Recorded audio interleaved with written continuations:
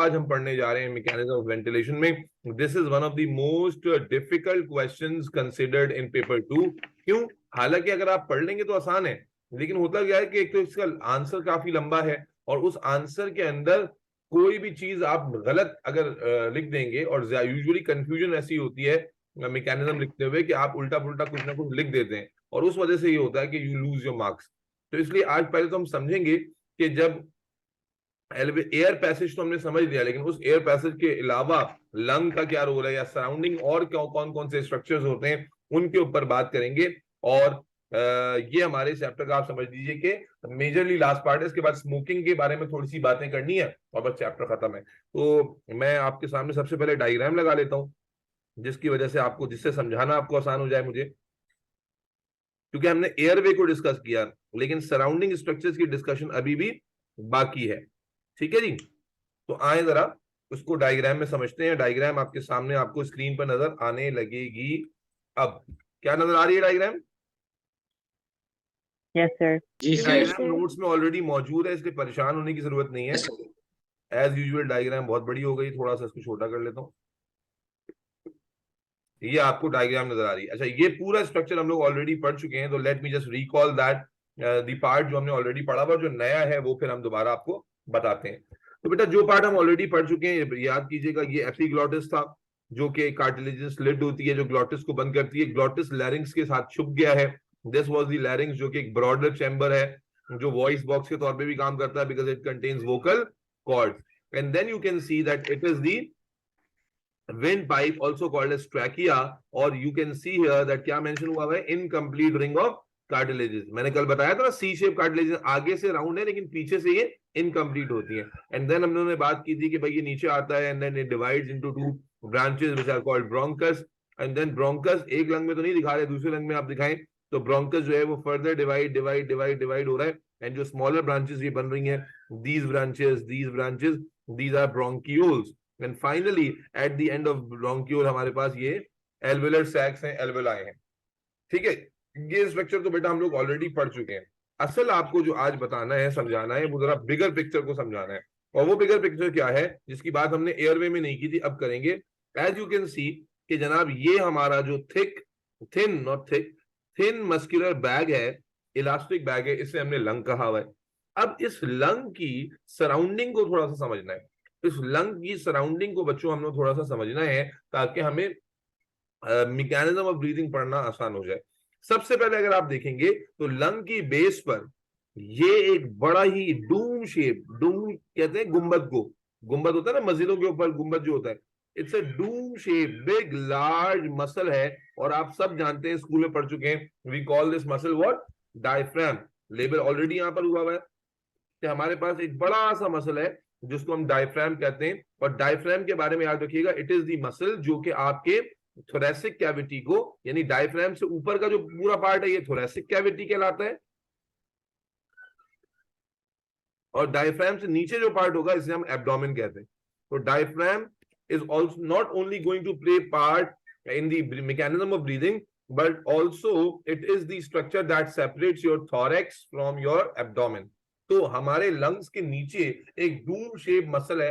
Diagram is very important. Doom shape muscle है, तुम्हारे अपने हैं, तुम इस डायग्राम से ज्यादा अपने पेट पर हाथ लगाओ जरा। तो डायफ्राम तुम्हारा ये डूम आर्क शेप में ये मसल मौजूद है, डायफ्राम लंग के बिलो। तो बिलो द लंग जो सिमेट्री, बिलो द लंग जो सिचुएशन है वो क्या है, we have got a large muscle, dome shape muscle, जो कि डायफ्राम कहलाता है। ये तो हो गई बिलो दी मसल वाली, बिलो दी लंग वाली बात। अब अगर हम लंग के सामने की बात करें, लंग के सामने से बात करें, ये है जरा इंपॉर्टेंट पार्ट, ये है समझने वाला पार्ट, जिसमें सबसे ज्यादा कंफ्यूजन होती है। बेटा आपके लंग के सामने क्या है, इस डायग्राम को थोड़ी देर के छोड़ दो, अपनी बॉडी को ऑब्जर्व करके बताओ, आपके लंग के फ्रंट पे क्या है? Rib cage. क्या है? रिब्स है ना। We have a cage like structures, ऐसे रिब्स केज है। अक्सर बच्चों की बुक में यूजुअली ये डायग्राम बनी हुई होती है, तो इससे जो ना कॉन्सेप्ट उस तरह से बन नहीं पाता। अगर हम साइड से देखते तो बात ज्यादा समझ में आती है, लेकिन मैं तुम्हें वैसे ही बता रहा हूं ताकि तुम बात को अच्छे समझ पाओ। बेटा देखो, लंग के सामने, लंग के बाहर रिब केज है, लंग के फ्रंट साइड वाली साइड पर रिब केज है। अब रिब केज, अब यहां 3D मॉडल नहीं है, आप यूं समझ लीजिए कि अगर ये आपकी रिब है, यूं करके आपकी रिब आ रही है, ये आपका रिब केज है और यूं करके आपकी रिब्स आ रही हैं, ठीक है ना, फ्रंट से पीछे की तरफ जा रही हैं।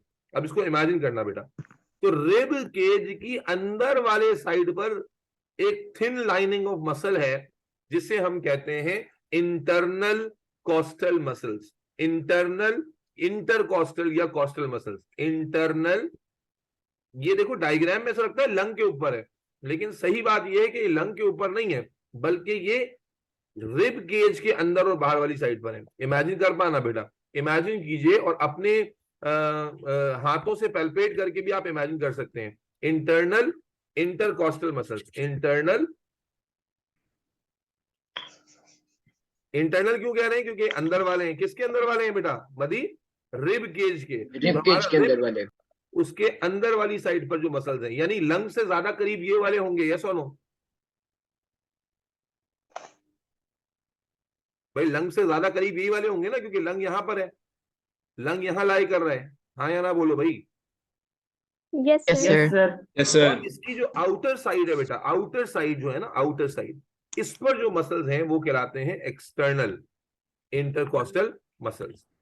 We have internal intercostal muscles, external intercostal muscles. नाम थोड़े से कंफ्यूजिंग है और वर्किंग में ज्यादा कंफ्यूजन हो जाती है यूजुअली बच्चों को, लेकिन अच्छा अब इसको इमेजिन करो, अगर रिब केज यहाँ, ये देखो ये रिब केज की हड्डियां हैं, ये रिब केज है ना, सेक्शन नजर आ रहा है, तो देखो रिब केज की अंदर वाली साइड पर ये वाले जो मसल्स, इनको मैं अब हाईलाइट कर रहा हूँ, ये पर्पल वाले, दीज आर योर, क्योंकि डायग्राम एग्जाम में ना यूजुअली यही वाली आती है लेबल करने के लिए, ये जो है पर्पल से जो मैं हाईलाइट कर रहा हूँ, these are internal costal muscles, ठीक है। और यहां पर जिनको मैं पिंक कलर से हाईलाइट कर रहा हूं, ये डार्क पिंक से, दीज आर योर एक्सटर्नल। अगर एक ही डायग्राम में दोनों को हाईलाइट करूं तो these are your internal intercostal muscles, ठीक है। और रिब देखो, रिब का ना ऊपर का हिस्सा नजर आ रहा है, ये जो पार्ट है ना, ये वाला मैं हाईलाइट कर देता हूं, ये जो पार्ट है किसका पार्ट है? ये रिब को काटा है, तो रिब का आपको पोर्शन नजर आ रहा है। तो रिब के अंदर वाली साइड यानी टुवर्ड्स दी लंग जो मसल है वो इंटरनल इंटरकॉस्टल मसल है, और जो आउटसाइड दी रिब जो मसल है that is external intercostal muscle. Is that clear? Yes sir. Okay yes sir. Okay, good हो गया बेटा। अब मैं तुम्हें बताने जा रहा हूं कि जब तुम ब्रीद इन करते हो और ब्रीद आउट करते हो तो ये कैसे काम होता है, ये काम कैसे होता है मैं तुम्हें बताने जा रहा हूं, समझाने जा रहा हूं। पूरा स्ट्रेट अवे एक क्वेश्चन है जो मिनिमम 5 मार्क्स में आता है, मिनिमम 5 मार्क्स में, 7 मार्क्स तक भी अगर दोनों पूछ लेंगे तो 7 मार्क्स में आ जाएगा।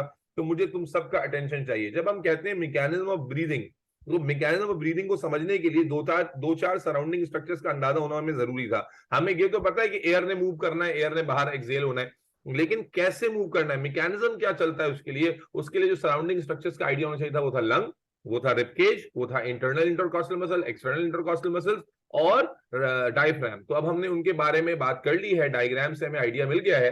Now let's talk about mechanism.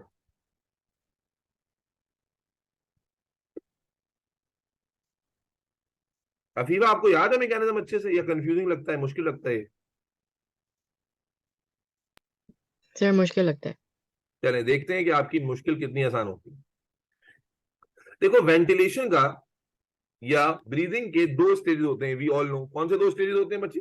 Number 1 inhalation and exhalation. Very good, inhalation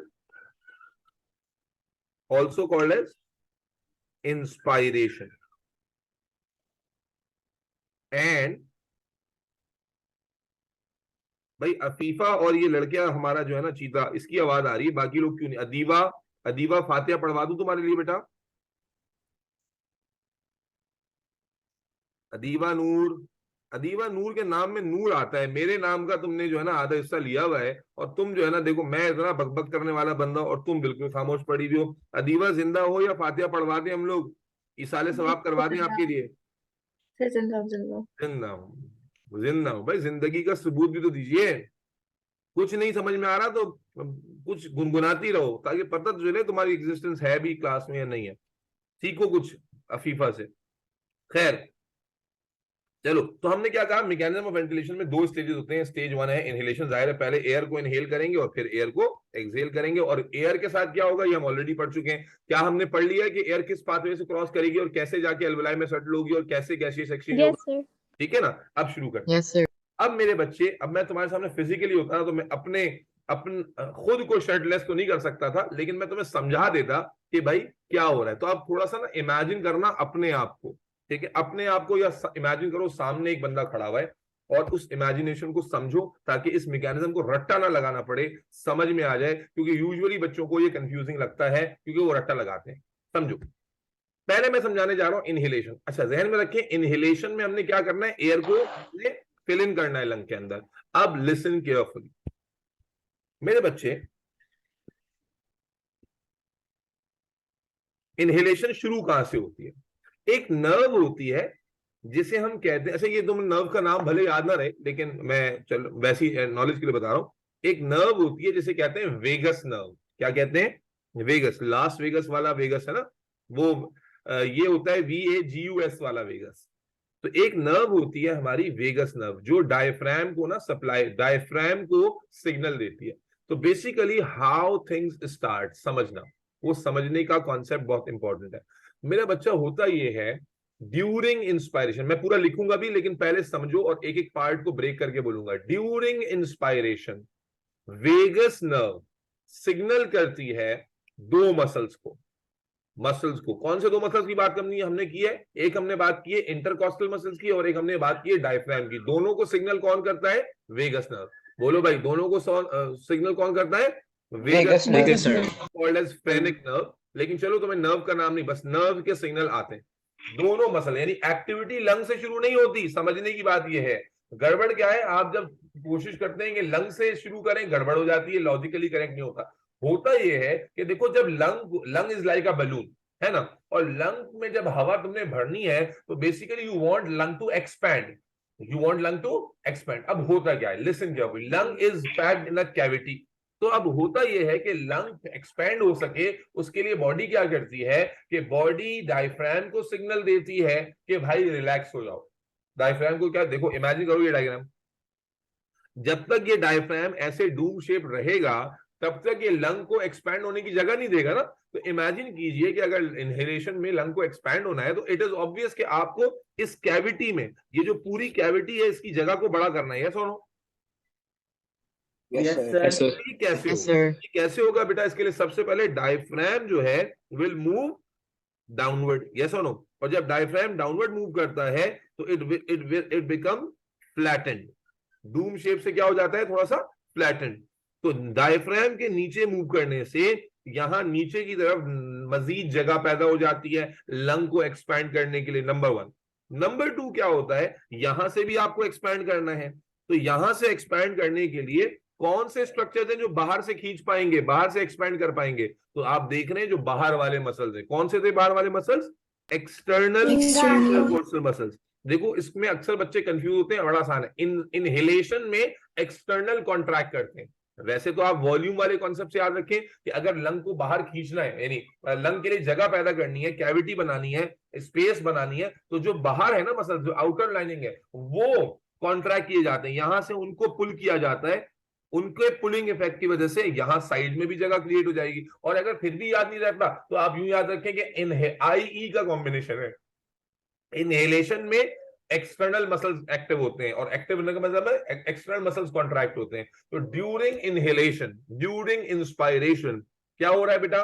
जो एक्सटर्नल इंटरकॉस्टल मसल्स हैं वो कॉन्ट्रैक्ट करते हैं, और ये चूंकि एंटागोनिस्टिक मसल्स हैं, एक्सटर्नल और इंटरनल, तो जब एक्सटर्नल कॉस्टल मसल्स कॉन्ट्रैक्ट करते हैं तो इंटरनल कॉस्टल मसल्स रिलैक्स हो जाते हैं, और साथ ही साथ डायफ्राम जो है वो डाउनवर्ड मूव करता है। इन दोनों चेंजेस की वजह से, मसल्स की, डायफ्राम वाली, और जो हमारी साइडवेज जो चेंज हुई है, इसकी वजह से लंग की सराउंडिंग में कैविटी बन जाएगी, लंग की सराउंडिंग में स्पेस आ जाएगी। बोलो बेटा। Yes sir. Yes, sir. Yes, sir. Surrounding, lung was like elastic bag. तो होता ये है कि लंग को जैसी साइड में जगह मिलती है तो लंग फैल जाता है। अभी हवा भरी नहीं है, हमें लगता है कि जब लंग में हवा जाएगी तो वो फैलेगा, यहीं से कंफ्यूजन शुरू हो जाती है। समझना मेरे बच्चे, नीचे वाला मसल और साइड वाले मसल्स लंग को अलाउ करते हैं कि वो रिलैक्स हो जाए, लंग को अलाउ करते हैं कि वो फैल जाए। Lung has an elastic muscle, तो लंग का मसल फैल जाता है, जिसकी वजह से लंग के अंदर वॉल्यूम बढ़ जाता है। यस और नो? भाई अगर लंग फैलेगा Yes. तो अंदर का वॉल्यूम Yes, बढ़ेगा sir. ना। अंदर का वॉल्यूम Yes, sir. बढ़ने से क्या होगा, आपने फिजिक्स पढ़ी होगी, मुझसे बेहतर आती होगी कि वॉल्यूम और प्रेशर का क्या रिलेशन होता है, इनवर्स रिलेशन। जब वॉल्यूम बढ़ता है तो प्रेशर कम हो जाता है, जब प्रेशर बढ़ता है तो वॉल्यूम कम हो जाता है। यस और नो?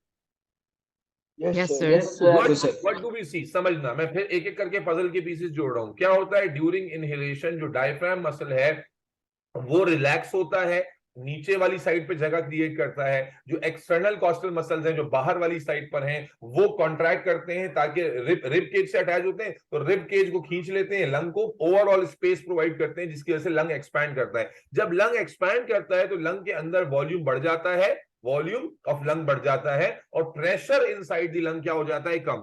अब बेटा जब प्रेशर इनसाइड द लंग कम हो गया तो अल्टीमेटली एयर के अंदर जो गैस का प्रेशर है वो कंपैरेटिवली ज्यादा हो जाता है। देखो एयर का प्रेशर चेंज नहीं हो रहा, एयर का प्रेशर तो कांस्टेंट है, लेकिन क्या हुआ, लंग में वॉल्यूम ऑफ जो है ना कैविटी बढ़ने की वजह से जो लंग के अंदर एयर पहले से होती है, लंग के अंदर हमेशा आप देखो लंग निकालेंगे तो उसमें सर्टेन अमाउंट ऑफ एयर पहले से ही मौजूद होती है, जो गैसियस एक्सचेंज में पार्टिसिपेट नहीं कर रही होती, बस वो लंग को कोलैप्स नहीं होने देती। तो होता क्या है कि जब लंग का वॉल्यूम बढ़ता है तो प्रेशर इनसाइड द लंग बच्चों क्या हो जाता है, डिक्रीज। और उस प्रेशर डिक्रीज होने की वजह से जो आउटसाइड और इनसाइड प्रेशर है ना उसमें डिफरेंस पैदा हो जाता है। क्या मतलब, आपका ये लंग के अंदर प्रेशर डिक्रीज हो गया तो जो एटमॉस्फेरिक प्रेशर था, जो एटमॉस्फेरिक एयर प्रेशर है वो कंपैरेटिवली क्या हो गया, हाई हो गया। बात समझ में आई? Yes, sir. Yes, sir. Sir, can you please explain that again? मैं बिल्कुल करूंगा बेटा, कंफ्यूजिंग है, मैं मल्टीपल टाइम्स करूंगा। समझो, एक एटमॉस्फेरिक प्रेशर और एक लंग प्रेशर, ठीक है। अब दोनों को साइड बाय साइड समझो। हुआ क्या, ये तो एक एटमॉस्फेरिक प्रेशर नॉर्मली कितना होता है, 1 atm, ठीक है, ये प्रेशर अपनी जगह है। अभी लंग का प्रेशर मान लीजिए कि 1 atm ही था, लेकिन हुआ क्या कि जब डायफ्राम ने नीचे मूव किया और एक्सटर्नल कॉस्टल मसल्स ने भी लंग को अलाउ किया टू एक्सपैंड, तो लंग एक्सपैंड हुआ, जिसकी वजह से लंग का जो वॉल्यूम है वो बढ़ गया, और लंग में जो पहले से एयर मौजूद है उसमें प्रेशर क्या हो गया, कम हो गया। तो जो प्रेशर 1 atm पे लंग में था वो 1 atm नहीं रहा, लेट्स सपोज वो 0.8 atm हो गया। क्या ये बात समझ में आई? अब इसके Yes, sir. कंपैरिजन में ये प्रेशर ज्यादा हो गया। Yes, sir. जी बेटा ईमान आप सही कह रहे हैं, इसके कंपैरिजन में ये प्रेशर क्या हो गया, ज्यादा हो गया। और जब ज्यादा हो गया तो वी नो कि gases can easily move without any difficulty from higher to lower pressure, gases can move from higher to lower pressure. तो जैसे ही आपने लंग के अंदर नेगेटिव प्रेशर क्रिएट किया, लंग के अंदर आपका प्रेशर रिड्यूस हुआ, वैसे ही automatically air starts from your air enters from your nose and then it passes through nasal cavity, then buccal cavity, then pharynx, then glottis, then larynx, then trachea, bronchus, bronchioles, alveolar ducts, and finally air जो है along the direction of pressure from higher to lower pressure flow करती हुई आके alveoli में भर जाती है। Am I clear?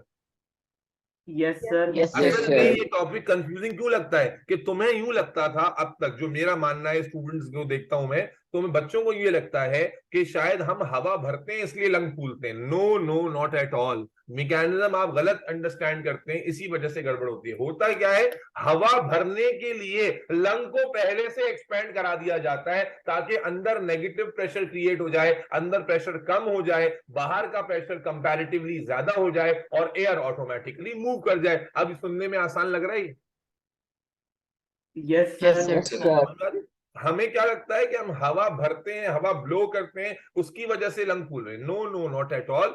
हम क्या करते हैं, हम लंग को, जो कि एक इलास्टिक मसल कंटेन करता है, हमने लंग को ना पकड़ के बड़ा श्रिंक करके रखा होता है। तो बेसिकली जब external costal muscles relax contract करते हैं और डायफ्राम नीचे जाता है तो लंग की सराउंडिंग में स्पेस क्रिएट हो जाती है, जिससे लंग एक्सपैंड कर जाता है और लंग के इनसाइड जो वॉल्यूम होता है वो, लंग का जो वॉल्यूम होता है इनसाइड वॉल्यूम वो बढ़ जाता है, प्रेशर डिक्रीज हो जाता है। इसे हम नेगेटिव प्रेशर कहते हैं। आपने स्कूल वाली टीचर के मुंह से सुना होगा कि हमारे अंदर नेगेटिव ब्रीदिंग होती है, नेगेटिव प्रेशर ब्रीदिंग, इसी को कहते हैं नेगेटिव प्रेशर ब्रीदिंग। इसी ब्रीदिंग को हम क्या कहते हैं, क्योंकि इस ब्रीदिंग के लिए हमें अंदर नेगेटिव प्रेशर, अंदर का प्रेशर कम करना पड़ता है, जिसकी वजह से ऑटोमेटिकली बाहर का प्रेशर कंपैरेटिवली बढ़ जाता है और एयर जो है हायर प्रेशर से लोअर प्रेशर पे मूव कर जाती है। अभी मैं प्रॉपर आंसर इसका लिखवाऊंगा, क्या तुम्हें समझ में आ रहा है या नहीं आ रहा?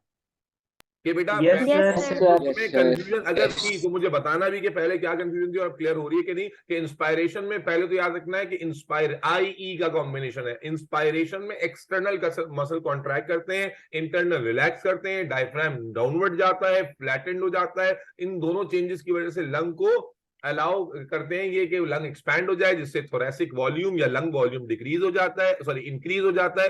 एज अ रिजल्ट जो थोरेसिक प्रेशर है, जो लंग का एयर प्रेशर है, वो डिक्रीज हो जाता है and atmospheric pressure comparatively higher हो जाता है। And due to difference of pressure, air automatically starts moving from into your airway, into your respiratory pathway, और वो automatically all the way cross करके आके alveoli में भर जाती है। And that is how we inspire, that is how we inhale.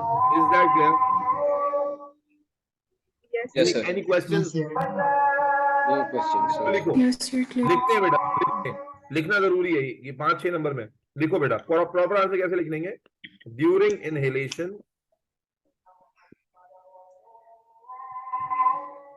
External, ये जिसकी अजान हो रही है बेटा प्लीज माइक बंद करो। External intercostal muscles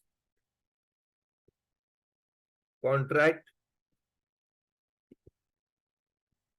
and internal, ये सवाल में भी बड़ा आता है, एमसीक्यू में कंफ्यूजन होती है बहुत बच्चों को, याद रहेगा उम्मीद है। अब मसल्स, कोई बात छोड़नी है, relax.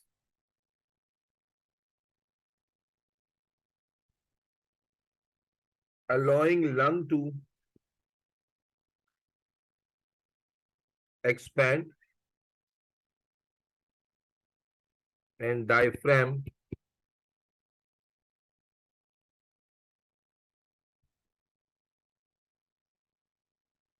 moves downward and become flattened. Expansion of lung increase thoracic volume and cause thoracic pressure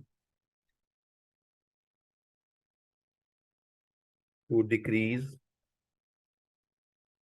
bracket में लिख रहा हूं, creating negative pressure. Thus,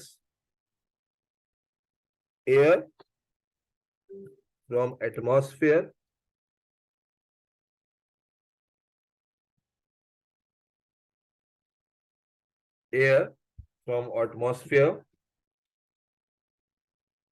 at high pressure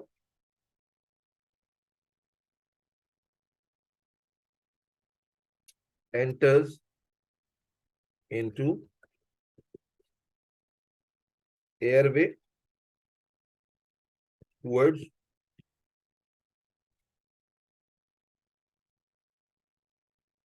alveoli.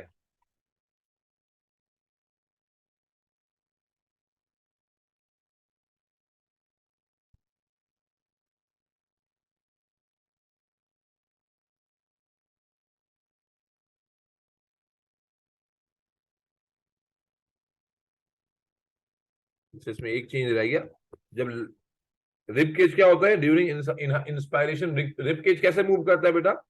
Upwards and outwards. Forward and upward. ठीक है बेटा, तो ये एक आंसर तुम लिखोगे 6 नंबर, 5 नंबर, 7 नंबर, जितने भी सवाल आएगा, जिसमें सारे की पॉइंट, सारे स्ट्रक्चर जो सराउंडिंग में है, जो पार्टिसिपेट करते हैं इनहेलेशन के दौरान, वो सारे इसमें इन्वॉल्व हो जाते हैं।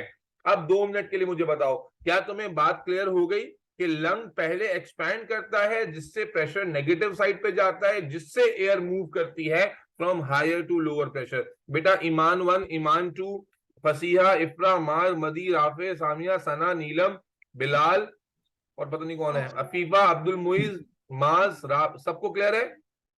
Yes, sir. Clear. Yes, sir. अब मुझे लॉजिकली सोच के बताओ कि एक्सेलेशन में क्या होगा, जल्दी से बता दो, इसी को देख के बताओ। बस अब एक्सेलेशन में हमने क्या करना है, एयर को निकालना है ना। एयर को निकालने का मतलब है लंग के अंदर का प्रेशर बढ़ाना पड़ेगा ताकि लंग से एयर बाहर साइड पे जाए, लंग का प्रेशर बढ़े और बाहर का प्रेशर कम हो। यस और नो? Yes, sir. तो अब इसके Yes, लिए Yes, sir. sir. बेटा लंग को हमने और एक्सपैंड कराना है या श्रिंक कराना है, कोलैप्स कराना है, लंग को हमने कंप्रेस करना है, बोलो। Compress Compress करना है। करना। तो अब कंप्रेस करने के लिए क्या होगा बेटा, डायफ्राम ऊपर आएगा, नीचे से कंप्रेशन मिलेगी, इंटरनल कॉस्टल मसल्स कॉन्ट्रैक्ट करके जो है ना पूरे रिब केज को नीचे की तरफ खींचेंगे दोबारा जो बाहर जा चुका है, एक्सटर्नल मसल्स रिलैक्स कर जाएंगे, अल्टीमेटली लंग क्या करेगा, श्रिंक करेगा, कंप्रेस होगा, और उस कंप्रेशन की वजह से थोरैसिक वॉल्यूम कम हो जाएगा।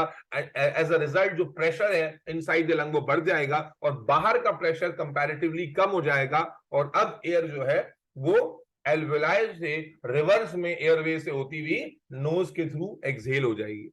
समझ में? इतना मुश्किल नहीं है। आपको जब हवा निकालनी है तो आपको अंदर का देखो, एयर मूव कर रही है हायर टू लोअर प्रेशर, तो ब्रीद इन करने के लिए आपने अंदर के प्रेशर को गिराया, अब ब्रीद आउट करना है तो अंदर के प्रेशर को बढ़ाना होगा ताकि कंपैरेटिवली बाहर का प्रेशर कम हो जाए। Is that clear? असल में तो बाहर का प्रेशर चेंज नहीं हो रहा, it is the thoracic pressure जिसे आप ब्रीदिंग के टाइम पे ब्रीद इन करने के लिए कम कर लेते हैं ताकि कंपैरेटिवली बाहर का प्रेशर ज्यादा हो, अंदर का कम हो, और जब ब्रीद आउट करना होगा तो अंदर के प्रेशर को बढ़ा लिया जाएगा ताकि जो एटमॉस्फेरिक प्रेशर है वो कंपैरेटिवली कम हो जाए। Am I clear? Yes, sir. Yes, sir. Yes, sir. बेटा क्या स्टेटमेंट बनेगी, during exhalation internal intercostal muscles contract and external intercostal muscles relax allowing lung to compress, lung to shrink, and diaphragm moves upward, become dome shape. Compression of the lung decreases thoracic volume and cause the thoracic pressure to increase, becomes positive. Thus, air from the lung or alveoli starts moving towards the nose or towards the atmosphere from higher to lower pressure. During this change, rib cage will move downward and inward. Is that clear? Yes, sir. Yes, sir. पूरा Yes, sir. Clear. Good हो गया, ईमान ने पूरा लिख भी दिया है। चलो अच्छे से क्लियर है, कोई सवाल है इसके अंदर? एक मजे की बात याद आ गई, इससे रिलेटेड बताता हूं, लेकिन पहले मुझे बताओ कि अफीफा आप जो तुम कह रही थी मुश्किल लगता है, थोड़ा सा ज्यादा लॉजिकल लग रहा है कि तुम याद कर लोगी और कंफ्यूजन होगी तो थोड़ा सोच के करेक्ट कर लोगी, कब एक्सटर्नल कॉन्ट्रैक्ट करते हैं कब इंटरनल कॉन्ट्रैक्ट करते हैं, याद रहेगा अब ये? अफीफा कहाँ चली गई? Afifa Aamir? Sir, can you hear me? Yes I can hear you. मैं कह रहा हूँ बेटा कुछ समझ में आया है ऊपर से गया? Yes, sir. Yes sir what? अब It's कर easier पाओ? now. हो जाएगा। अच्छा देखो ये डायग्राम से भी समझ लेते हैं, डायग्राम में भी वही चीज नजर आ रही है। देखें आप, जो इंस्पायरेशन है उसके दौरान आप देख रहे हैं कि जनाब जो हमारा डायफ्राम का मसल है वो नीचे की तरफ मूव कर गया है, थोरैसिक कैविटी रिलैक्स हो गई है, एक्सपेंशन हो गई है वॉल्यूम की, और जनाब एयर इनहेल हो रही है। यहाँ पर आप देखें, यहाँ पर ड्यूरिंग एक्सहेलेशन ज्यादा डूम शेप नजर आ रहा है आपको, जबकि यहाँ पर टूवर्ड्स फ्लैटेंड साइड आपको नजर आ रहा है। सिंपल सी डायग्राम है। इंटरनल इंटरकॉस्टल मसल्स आपने देखा यहाँ कॉन्ट्रैक्ट कर रहे थे और एक्सटर्नल इंटरकॉस्टल मसल्स यहाँ पर काम कर रहे थे। ये वही वर्किंग है, वही रिप्रेजेंटेशन है जो हमने यहाँ पैराग्राफ फॉर्म में लिखी है। अब एक मजे की बात बताऊं मैं तुम लोगों को, देखो इस मूवमेंट में, इस ब्रीदिंग और ब्रीद आउट करने में तुम्हें अगर समझ में आया हो तो इंटरकॉस्टल मसल्स का तो रोल है, लेकिन इंटरकॉस्टल मसल से ज्यादा रोल किसका है? डायफ्राम का। यस और नो? क्योंकि अगर डायफ्राम में देखो, इंटरकॉस्टल मसल तो छोटे छोटे हैं ना, जो हमने डायग्राम ये वाली देखी, तो आप देखो इंटरकॉस्टल मसल छोटे छोटे हैं, बहुत सारे हैं। यस और no? Yes, sir. Yes, sir. Diaphragm is a single large muscle, तो डायफ्राम का बहुत ज्यादा इंपॉर्टेंस है। और अगर मैं आपको बताता हूं, अगर डायफ्राम अक्सर ऐसा होता भी है, इमेजिन करो कि डायफ्राम की सेंसेशन कट हो जाए। अगर डायफ्राम की सेंसेशन कट हो जाए तो क्या होगा? डायफ्राम को सिग्नल ही नहीं मिलेगा कॉन्ट्रैक्ट रिलैक्स करने का, और जब डायफ्राम को सिग्नल नहीं मिलेगा कॉन्ट्रैक्ट और रिलैक्स होने का, तो क्या वो लंग को अलाउ करेगा एक्सपैंड करने के लिए? No, sir. नहीं करेगा। तो अल्टीमेटली क्या होगा? आप सांस खींचोगे लेकिन सांस लंग तक पहुंचेगी नहीं। खुलासा ये कि अक्सर और बेशतर ऐसा होता है कि जब आपको कोई नाइफ स्टैबिंग हो आपके साथ, या बुलेट लगे, बुलेट से तो यूजुअली नहीं होता, क्योंकि बुलेट छोटी होती है। नाइफ स्टैबिंग हो, कोई बड़ी चाकू मार दे, घुसेड़ दे और आगे पीछे पूरा घुमा दे, या एक्सीडेंट्स के दौरान अगर आपका डायफ्राम मसल डैमेज हो जाए, अगर आपका और इस तरह डैमेज हो जाए कि उसकी नर्वस सेंसेशन है वो लॉस हो जाए, नर्वस सेंसेशन जो है वो लॉस हो जाए, न्यूरल स्टिमुलेशन लॉस हो जाए, तो मेरे बच्चे आप दम घुटने से मर जाते हैं, आप दम घुटने से मर जाएंगे। अनलेस अनटिल कि आपका हॉस्पिटल बहुत ही करीब है और आप इन टाइम हॉस्पिटल चले गए और हॉस्पिटल वालों ने आपको, हॉस्पिटल में अगर पहुंच जाओगे इस कंडीशन में तो क्या करेंगे, बहुत ज्यादा एयर प्रेशर क्रिएट करेंगे आर्टिफिशियली मशीन के थ्रू, और उसके थ्रू तुम्हारे लंग तक एयर पहुंचाएंगे, ठीक है। लेकिन अगर हॉस्पिटल पहुंचने में टाइम लग गया और डायफ्राम की सेंसेशन खत्म हो गई है, लंग एक्सपेंड प्रॉपर्ली नहीं कर पा रहा है, तो आपकी बॉडी को अंडर स्ट्रेस ज्यादा ऑक्सीजन चाहिए होती है, लेकिन डायफ्राम के कॉन्ट्रैक्ट रिलैक्स ना होने की वजह से लंग्स प्रॉपर्ली एयर को भर नहीं पाएंगे, और आप उस ऑक्सीजन डिमांड को पूरा ना करने की वजह से ऐसा ही है जैसे सफोकेट हो रहे हो, और वो सफोकेशन आपकी डेथ का सबब बन जाएगी। Is that clear? Yes, sir. Clear. ऐसा होता Yes, है sir. आपको अभी मेडिकल कंडीशंस का नहीं पता, एक कंडीशन होती है जिसमें हमारी जो वेगस नर्व है या फ्रेनिक नर्व है ये डैमेज हो जाती है, ब्रेन से ही इसका कनेक्शन डैमेज हो जाता है, तो अल्टीमेटली उस और भी जगह ये नर्व सप्लाई करती है, लेकिन लंग में जो हमारी इंटरकॉस्टल मसल्स हैं और डायफ्राम दोनों को यही सप्लाई करती है, दोनों को यही स्टिमुलेट करती है। तो अगर ये नर्व डैमेज हो जाती है, मेंटल कंडीशन हो जाए, कोई जो है ना मेनिंजाइटिस हो जाए, कोई भी मेडिकल कंडीशन जो ब्रेन में हो जाए और उसकी वजह से नर्व वहीं से डैमेज हो जाए, तो अल्टीमेटली क्या होता है कि नर्व डैमेज होने के कुछ ही घंटों में आप मर जाते हैं, आपका सांस उखड़ने लगता है, आपकी सांस जो है वो प्रॉपर्ली फिल इन नहीं हो रही होती, आपको सफोकेट करने लगते हैं, और जितनी देर में आपको रियलाइज होता है कि something is really really wrong with you, तब तक आप इन्ना लिल्लाह हो चुके होते हैं। क्लियर है बेटा? Yes, sir. Yes, any sir. Question? Yes.